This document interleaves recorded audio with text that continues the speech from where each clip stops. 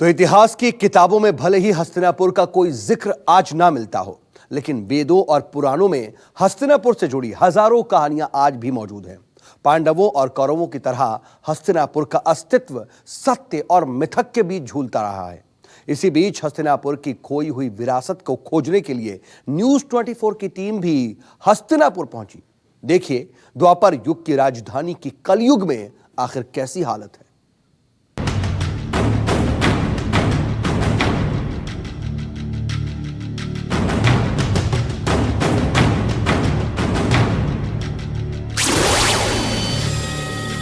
नमस्कार, मैं हूं प्रभाकर मिश्रा। महाभारत कालीन ऐतिहासिक नगरी हस्तिनापुर में आपका स्वागत है। न्यूज 24 की टीम हस्तिनापुर में है, लेकिन आखिर क्यों? सदियों से उपेक्षा की शिकार रही हस्तिनापुर की बात अचानक क्यों छिड़ गई है?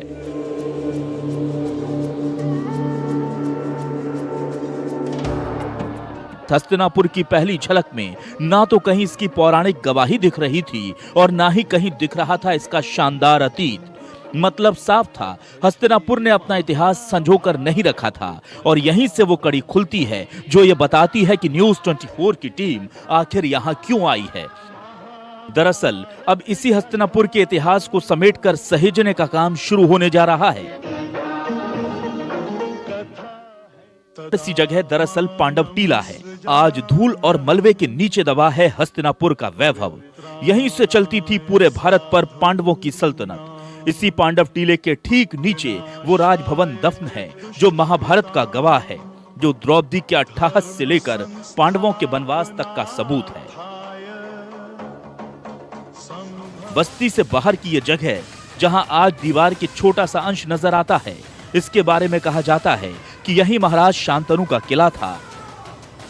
समतल से थोड़ी सी ऊंचाई पर, जहां आज चारों तरफ झाड़ियां पसरी हैं, महाभारत के युद्ध से पहले कौरव और पांडव यहीं पर साथ साथ रहते थे। इस दीवार की संरचना आकार को देखकर समझा जा सकता है और इसीलिए लोग कहते भी हैं और मानते भी हैं, यही शांतनु के किले की दीवार है। आप देख सकते हैं जो इसमें पत्थर या ईंट लगा हुआ है, उसकी संरचना आधुनिक नहीं है, ये प्राचीन है और इसी आधार पर यह दावा किया जा रहा है कि यहीं शांतनु का किला रहा होगा और ये किले की दीवार है। आजादी के बाद पंडित जवाहरलाल नेहरू के समय यहाँ पुरातत्व विभाग ने खुदाई भी कराई, जिसमें कुछ अस्त्र शस्त्र और पुरातात्विक महत्व की बेहद कीमती चीजें मिली। लेकिन बाद में किसी कारण से इस खुदाई को रोक दिया गया। खुदाई है, ये क्या है? ये 1950 में सरकार ने, पुरातत्व विभाग ने इसकी खुदाई की थी और इसके अंदर बताया जाता है कि तलवारें निकली, कुछ मुगल कालीन सिक्के भी निकले, 40 फीट की गहराई तक। तो बताया कुछ साथियों ने सिक्के निकले, इसके नीचे तलवारें निकली जो आगरा में कहीं संरक्षित स्थान पर रखी गई है। इसके बाद पता नहीं शासन ने इसकी खुदाई को बंद कर दिया, काम ही बंद हो गया। सबसे उसकी कोई वजह पता चली कि क्यों खुदाई बंद थी?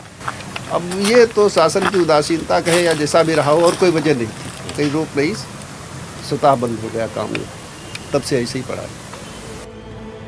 स्थानीय लोगों के पास अतीत को वर्तमान से जोड़ने की कई कड़ियां हैं। उन्हें बस वो सूत्र चाहिए जो इन दोनों को जोड़कर हस्तिनापुर को फिर पुरानी पहचान लौटा सके। महाभारत, गीता, रामायण आदि ग्रंथों का देश है। गीता आज भी हर न्यायालय में शपथ के रूप में प्रयोग की जाती है। गीता जहाँ जन्म ली, उस हस्तिनापुर का विलुप्त होना गीता का अपमान है, इस देश का अपमान है। तो एक तो हस्तिनापुर का गौरव बहाली नहीं है, देश के सम्मान की गौरव बहाली हो। इससे देश का हर आदमी प्रसन्न होगा कि हमारा प्राचीन इतिहास एक बार फिर से गौरवान्वित। हमारी टीम ने भी यहाँ आकर महसूस किया कि बर्बादियों की धूल के बीच से झांकती ये धरोहर चीख चीख कर कह रही है कि वो अपना वजूद बचाना चाहती है। खंडर में तब्दील हो चुका किला अपने गौरव की कहानी आज की पीढ़ी को सुनाना चाहता है। उत्तर प्रदेश के मुख्यमंत्री माननीय योगी आदित्यनाथ जी जो पौराणिक स्थलों को लगातार सुरक्षित करने में लगे हुए हैं, उनसे बड़ी आशा भरी और उम्मीद है। इसी आधार पर मैं 31 तारीख को मुख्यमंत्री जी को पत्र लिखा था और जिस दिन मैंने पत्र लिखा उसी दिन माननीय मुख्यमंत्री जी ने अपने विभागीय लोगों को निर्देश दिया कि इसका सर्वे करा करके इसके विकास की कार्रवाई की जाए।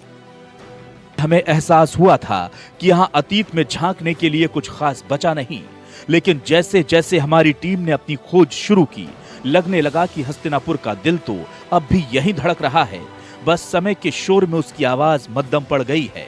हमें बताया गया कि हस्तिनापुर के कोने कोने में वो सबूत मिलेंगे जो इस मांग को पुख्ता करेंगे कि हस्तिनापुर को फिर से जिंदा किया जाए। हस्तिनापुर से प्रभाकर मिश्रा के साथ ब्यूरो रिपोर्ट, न्यूज़ 24। हस्तिनापुर कोई छोटा शहर नहीं बल्कि एक विरासत है, एक ऐसी विरासत जो कि अपने भीतर सैकड़ों इतिहास समेटे हुए है। किले से लेकर के मंदिरों तक और पांडवों के टीले से लेकर के द्रौपदी के घाट तक, इस धरोहर में कई राज, कई कहानियां सिमटी हुई हैं। हस्तिनापुर पहुंची न्यूज़ 24 की टीम को एक नहीं बल्कि ऐसी कई जगह मिली जहां पुरातात्विक धरोहर बिखरी पड़ी थी। इन्हीं में से एक था पांडवेश्वर मंदिर। महाभारत कालीन पांडवेश्वर महादेव मंदिर पांडवों के टीले के नीचे का एक मंदिर है। इस मंदिर को पांडेश्वर महादेव मंदिर कहा जाता है।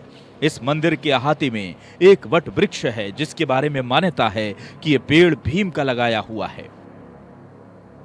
पांडेश्वर मंदिर के बारे में मान्यता है कि यहां पर पांडव पूजन किया करते थे। यहां का शिवलिंग खंडित है। इसी मंदिर में 5 पांडवों की एक संयुक्त प्रतिमा भी है जो इसके महाभारत काल से जुड़े होने का सबूत है। लेकिन इस मंदिर का शिवलिंग खंडित है और पांडवों की प्रतिमा भी खंडित हो चुकी है। इस बारे में कहा जाता है कि मुगल आक्रांताओं ने इन्हें खंडित किया था। हस्तिनापुर में जो पांडवकालीन अवशेष हैं उनमें से ये पांडेश्वर मंदिर भी है और ये कहा जाता है कि यहाँ पर पांडवों ने पूजा की थी। और ये आप देख सकते हैं 5 पांडवों की मूर्तियाँ। देखने में हालांकि अभी आपको मूर्ति नहीं लग रही होगी, इसलिए कि प्राचीन मूर्तियाँ हैं और भंगित हो चुकी हैं, भंग हो चुकी हैं। केवल हल्की फुल्की संरचना दिख रही है, सर नहीं है, केवल धड़ दिख रहे हैं, कहीं पाँव नहीं है, कहीं हाथ नहीं है, बहुत बुरे आकार में है। लेकिन मंदिर है और अभी भी मान्यताएं हैं। बताया जाता है कि ये शिवलिंग है। जो शिवलिंग जो है वो बहुत पहले उसका आकार बड़ा था, लेकिन अब शिवलिंग आकार छोटा हो चुका है। और मुझे लगता है कि ये इसलिए हुआ कि इस पर ध्यान नहीं दिया गया। क्यों? जी, ऐसा भी हुआ और ये खंडित भी किया गया। ये शिवलिंग भी खंडित किया गया था, उखाड़ने की भी से कोशिश की गई मुगल काल में, परंतु ये निकला नहीं किसी से। पर्यटन विभाग ने इसमें कार्य किया था तो करीब 7 फुट की गहराई तक खोदाई, 7 फुट की गहराई से भी बहुत नीचे तक है, निकाल नहीं पाए उसे। ऊपर से तोड़ने की, इसे मिटाने की कोशिश करी। ऐसे ही ये गर्दन साफ है, ये भी उस समय की तोड़ी गई है। पांडव टीले पर ही एक कुआं है जिसे पांडव कूप के नाम से जाना जाता है, जिसके बारे में कहा जाता है कि इस कुएं के पानी से ही द्रौपदी और पांडव स्नान करते थे। इस कुएं के बारे में कहा जाता है कि झांसी की रानी लक्ष्मीबाई के एक रिश्तेदार को कोई चर्म रोग हो गया था और इस कुएं के पानी से स्नान के बाद उनकी बीमारी ठीक हो गई। हस्तिनापुर में पांडवकालीन एक कुआं भी है, जिस कुएं की विशेषता ये है कि अगर किसी को कोई चर्म रोग हो तो इसके पानी से नहाने से उसकी व्याधि दूर हो जाती है, रोग ठीक हो जाता है। हमारे साथ स्वामी विष्णु रमन हैं। रमन साहब, ये जो कुआं है इसकी विशेषता बताइए। इसमें ऐसा है जी, यदि हफ्ता भर किसी को ज़्यादा बीमारी है तो वो हफ्ता भर नहा ले तो भी आराम लग जाए। यदि छोटा मोटा रोग कोई है, जैसे एलर्जी वगैरह हो जाए, फुंसी हो जाए, तो वो 2-4 दिन में, 2-4 बार में ठीक हो जाता है। सिर्फ पांडव टीले ही नहीं बल्कि आसपास के इलाके में भी पांडवों से जुड़े कई इलाके हैं। ये देखिए, ये है द्रौपदी मंदिर घाट। हस्तिनापुर कस्बे से थोड़ी ही दूरी पर खेतों के बीच पानी का एक सोता है। ये मान्यता है कि ये कोई साधारण पानी का सोता नहीं बल्कि पवित्र गंगा का निर्मल जल है। यहाँ के लोग बताते हैं कि यहीं पर द्रौपदी स्नान किया करती थी। ये है हस्तिनापुर का द्रौपदी मंदिर घाट। कहा जाता है कि यहीं पर द्रौपदी स्नान करती थी। और ये जो सोत है, ये दरअसल हस्तिनापुर में सबको पता है कि हस्तिनापुर के पास से गंगा गुजरती थी। अब गंगा यहाँ से चली गई, लेकिन अगर कुछ बचा है तो वो है ये गंगा की सोत, जो यहाँ पर सोत ही कहा जाता है, आम बोलचाल की भाषा में सोत कहा जाता है। और यहाँ पर द्रौपदी मंदिर घाट के पास एक छोटा सा मंदिर है जहाँ पर लोग यहाँ के आसपास के श्रद्धालु आते हैं। इस सोते में स्नान करने के बाद द्रौपदी महादेव के जिस शिवलिंग की पूजन करती थी वो अब भी यहाँ मौजूद है। सदियों से यहाँ मुगल आक्रांताओं की तोड़फोड़ और कुदरत का कहर बरपता रहा, लेकिन ये दैवीय स्थान टस से मस नहीं हुआ। भले ही पांडवों का विशाल महल जमींदोज हो चुका है, लेकिन ये द्रौपदेश्वर मंदिर इसी जगह पर अटल खड़ा हुआ है। मान्यता है कि यहाँ का शिवलिंग स्वयंभू है, मतलब ये अपने आप जमीन से निकला है। हस्तिनापुर के प्राचीन मंदिरों में एक मंदिर ये भी है, द्रौपदेश्वर महादेव मंदिर। बताया जाता है कि द्रौपदी यहाँ पूजा करती थी। और दूसरी बात ये कि यहाँ का जो शिवलिंग है वो स्वयंभू है, यानी कि स्थापित नहीं किया गया है, जमीन से खुद निकला है। तो यहाँ के लोगों में इस मंदिर की विशेष आस्था है, मंदिर के प्रति विशेष भाव है। पांडव टीले से लेकर द्रौपदेश्वर मंदिर तक आधुनिक हस्तिनापुर में पौराणिक नगरी के कई सबूत बिखरे पड़े हैं। जाहिर है इसे संवारने से न सिर्फ ये पहचान बरकरार रहेगी, बल्कि स्थानीय प्रशासन के लिए ये आय का भी अच्छा जरिया बन सकता है। प्रभाकर मिश्रा के साथ ब्यूरो रिपोर्ट, न्यूज़ 24। बात कर रहे हैं कलयुग के हस्तिनापुर की। दिल्ली के आसपास दरअसल कई ऐसे प्रमाण मौजूद हैं जिनका रिश्ता हस्तिनापुर और महाभारत से जोड़ा जाता है। मेरठ में मौजूद हस्तिनापुर से जुड़े रहस्यों पर से पर्दा उठाने के बाद हम आपको दिखाने जा रहे हैं आज के उत्तर प्रदेश के बागपत में मौजूद वो जगह जहां पर धरती फाड़ कर निकले हैं महाभारत काल के जिंदा सबूत।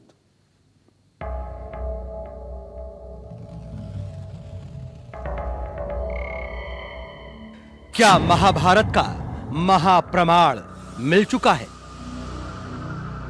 क्या 8 फीट लंबे होते थे महाभारत के योद्धा? क्या कुरुक्षेत्र से बागपत तक लड़ा गया था महाभारत का महायुद्ध?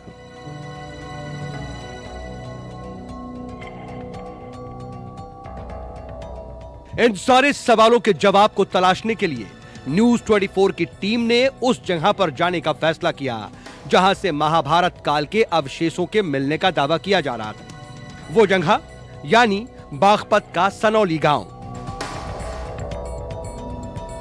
न्यूज़ 24 की टीम जब मौके पर पहुंची तो देखा कि सिर पर हैट लगाए कई लोग जमीन के छोटे छोटे टुकड़ों को बड़ी धीरे धीरे और बारीकी से खोद रहे हैं, और दूसरी तरफ पुरातत्व विभाग के अधिकारी कुछ कॉलेज स्टूडेंट्स को वहां से मिले सबूतों के बारे में बता रहे हैं।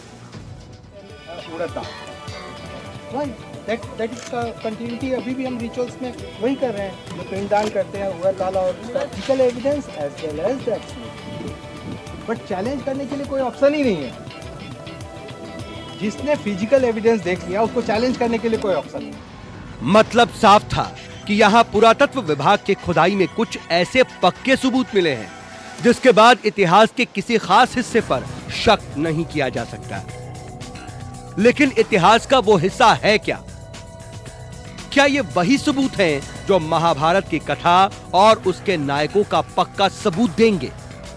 तो रथ है ये उसका ही एक हिस्सा रहा होगा। आप ये दोनों तरफ देखिए, चैरियट का पूरा व्हील है और व्हील के साथ उसके एक्सल लगाने का प्रावधान है। और ये जो आप पाइप देख रहे हैं ये ऊपर जाके छत्र में कन्वर्ट हो जाएगा, और ये आगे का डेस्क बोर्ड है जो आगे रोकने के लिए।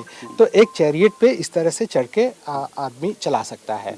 तो और ये दूसरा एक और चैरियट है इसके साथ, जो ये छोटा चैरियट है उसके भी ये सारे जो पार्ट हैं वो दिखाई दे रहे हैं, जिसको कॉपर से प्लेटिंग की गई है। और बाकी जो लकड़ी के पार्ट थे वो डिकम्पोज होके मड में कन्वर्ट हो गए हैं। डॉक्टर संजय मंजुल बागपत के गांव सनौली में हुई जिस खुदाई का जिक्र कर रहे हैं वो जून 2018 में हुई थी, और तब वहां मिले सामान से एक नई सभ्यता का पता चलने का दावा किया गया था। तब पुरातत्व विभाग ने इसे आजाद भारत के इतिहास की सबसे बड़ी खोज बताया था। और उस वक्त भी न्यूज 24 ने इसकी रिपोर्टिंग की थी। आपको दिखा रहे हैं कि सनोली में इन कब्रिगाहों में क्या क्या मिला। सबसे पहले आप देखिए तो ये तलवार मिली है, और इस तलवार को आप देखेंगे तो ये उस समय की तलवार करीब 5000 साल पुरानी है, कॉपर की तलवार है और अपने आप में विकसित सभ्यता के बारे में बता रहे हैं। ये अगर आप देखें तो ये उत्खनन का दृश्य है, उत्खनन का ऊपर टॉप व्यू है। ये जो बड़ा आप देख रहे हैं ये एक कॉफिन है और यहाँ पे 2 चैरियट हैं, उसके साथ ये ग्रेव गुड्स रखे गए हैं। और ये दूसरा कॉफिन है जो छोटा है, यहाँ पे शील्ड है, ये ग्रेव गुड है, इसमें भी एक चैरियट यहाँ रखे गए हैं। अब आपको बताते हैं कि इन तीनों खुदाइयों में यहां से अब तक क्या क्या निकल चुका है। रथ और ताबूत के साथ दफन 2 योद्धा, योद्धाओं के कई अस्त्र शस्त्र और रथ, सोने और बहुमूल्य पत्थरों के मनके। अब तक 8 लोगों के शव ताबूत के साथ यहां मिल चुके हैं। यहां तक कि एक कुत्ते के भी पूरे विधि विधान से अंतिम संस्कार के सबूत यहां मिले हैं। इस बात में कोई शक नहीं है कि रथ योद्धाओं के हैं और रथों की बनावट वैसी ही है जैसे महाभारत काल के समय बताई गई है। अगर आगे के शोध में भी ये बात सच निकली तो इसमें कोई शक नहीं कि हिंदुस्तान का इतिहास बदल जाएगा। पारस जैन के साथ वरुण सिन्हा, बागपत, न्यूज 24।